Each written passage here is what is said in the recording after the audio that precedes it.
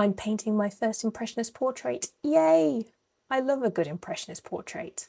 Let's see if I can make one. I'm starting with a basic sketch to give me some structure. I got the reference from Unsplash, which has millions of high-res images that can be used for personal and commercial purposes without paying royalties or licensing fees. It's great, and they have an app. So it's been about 3 years since I was doing art semi-regularly, but I was feeling curious, so I decided I'd scroll back and find out exactly when I made my first attempt at producing and posting art regularly online.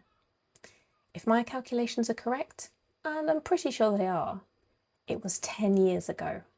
10 years. Imagine where I'd be now if I'd kept up my art practice and posted to my channel for all that time. Or don't. Let's not go there, because I've been on the edge of despair ever since I worked this out. You might have noticed that I'm having a play with different palettes while I make this piece. The previous palette was a piece of corrugated plastic packaging, and now I'm using an old chopping board. Anything works, really. So anyway, fast forward to now. On the plus side, I've got a different approach both to my art practice and my YouTube channel. A far lower pressure approach. It was probably the high stakes I put on everything that contributed to my giving up. Now, my skills are quite rusty and I'm 10 years older. But here's the thing, if I don't start now, I'll look back in another 10 years and wish I'd started today. And that's quite sobering. If I keep this up like I want to, and don't let myself quit again, then imagine where I'll be in 10 years' time. Imagine all the work I'll be able to look back on, and hopefully all the improvements I will make. Will art become a source of income for me? That's usually the next question. I don't know. I'm very fortunate to be able to say that over the years, I've sold a few pieces, and I haven't closed my Etsy shop even when I've been artistically comatose. Not enough to make a living, but I'm not going to put that kind of pressure on my art anymore. Seriously. When I was a teenager, I dreamed of making art my career, but I never believed I could do it. And for a long time, I had a fairly toxic mindset that if it wasn't going to help me pay the bills, then it was a waste of time. So when I finished my art A-level, I once again let my art practice dwindle to sporadic bursts of creativity. Over the years, I've produced paintings, drawings and illustrations, but I've been consistently inconsistent, and my work shows the effects of that. But I needed time, I think. I needed to come to understand and accept that since art has always been something I've been drawn to, it's something I should cultivate and nurture, regardless of any financial payoff. Sharing it online helps me stay accountable, and it gives me a way to document the journey. And maybe it might entertain somebody who's watching. That's a nice thought. I will be honest, I still have that underlying hope that this could be something that I could do to keep a roof over my head.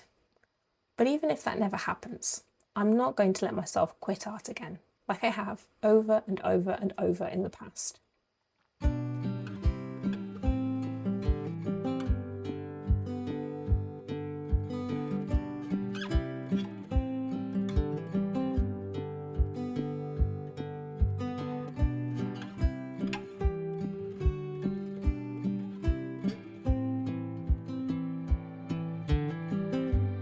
I've actually been looking at my reference picture, and I've used Pixlr to overlay the reference over a picture of my painting, and I can see that there's some adjustments that need doing. So for example, here, this area needs to show more skin.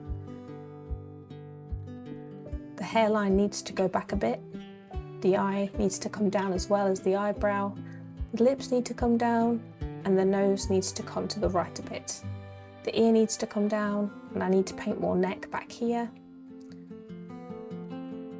I know I'm going for Impressionist, but I still think it needs to have the right proportions so that it ends up looking like the reference. So that's what we're going to do today.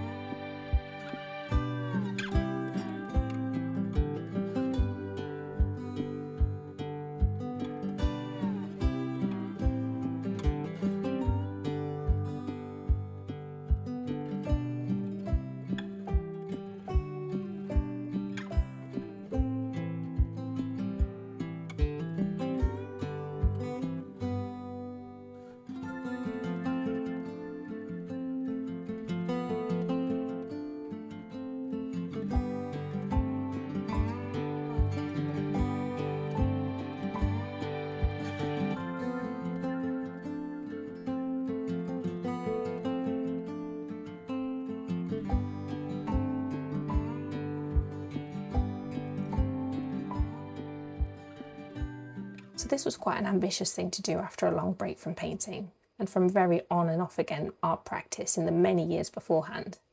But it stretched me right out of my comfort zone, and it's something I wanted to try, but shied away from for a long time. So I'm glad I did it.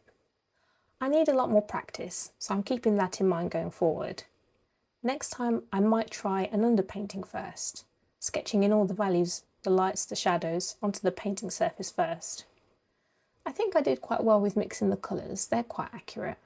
And overall, it's a good start, but it leans more toward realism than impressionism still. I'll try again next week. Thanks for watching, and I'll see you next time.